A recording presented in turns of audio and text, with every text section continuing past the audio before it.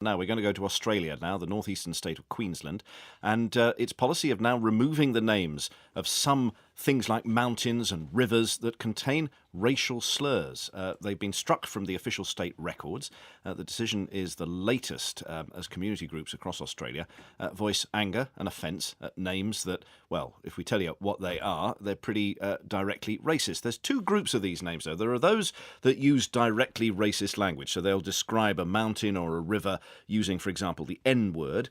And then, as we'll hear, there's also those that recall certain historical events. Are they the same? Let's talk about it with anti-racism campaigner Dr. Dvir Abramovich, who joins us from Melbourne. He's chair of the Anti-Defamation Commission.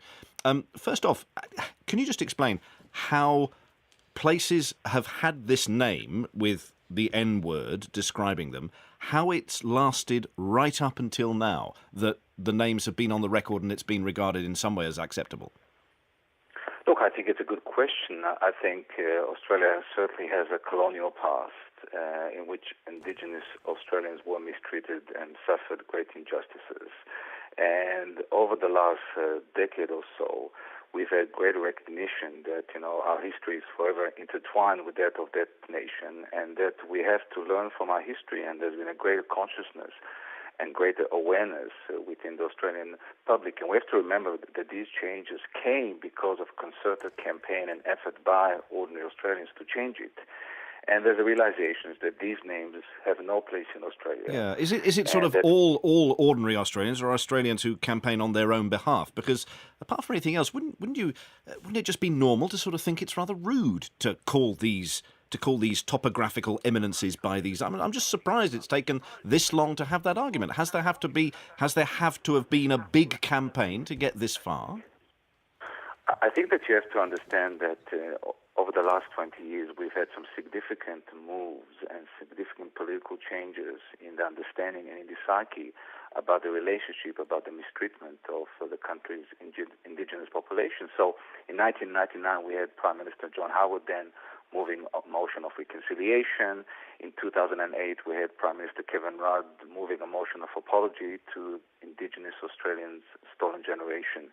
There have been calls for a treaty between the government and the Indigenous people. So I think there is a move and there's an understanding that we have to, in a sense, remember our history and also learn from it. And one of the things that we have to do is not to valorize the ugliest chapters, as we do when we have towns who bear names with an ugly past, using the N-word, for instance. And what about this idea of erasing history? That's always the argument that's put from the opposing camp. And when it moves not from things named after a racist slur, but things that might commemorate an unfortunate event. So, for example, Victory Hill, Suicide Bay, Cape Grim. Now, the idea is that these remember, massacres or basically bad acts towards the indigenous peoples. What happens if you remove those? Don't you also remove the awareness, the memory of what went on there? I don't think it's about erasing history. It's about saying we have to confront the deeds of the past.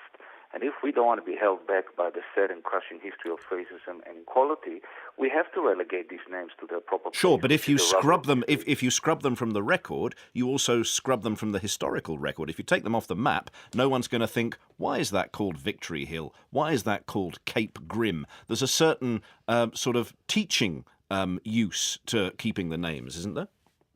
In the wake of the horrific events and flames of neo-Nazism that we saw and white supremacism that we saw in Charlottesville, I think we have to understand that every single person has a role to play.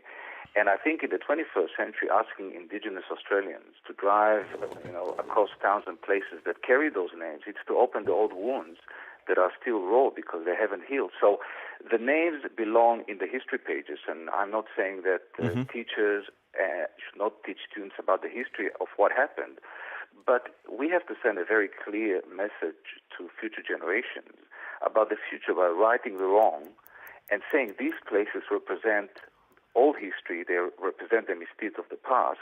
We have to build together with our indigenous population a new future. Right, fair enough. Thank you very much indeed. Chair of the Anti-Defamation Commission in Melbourne, Australia, Dr. Dvir Abramovich.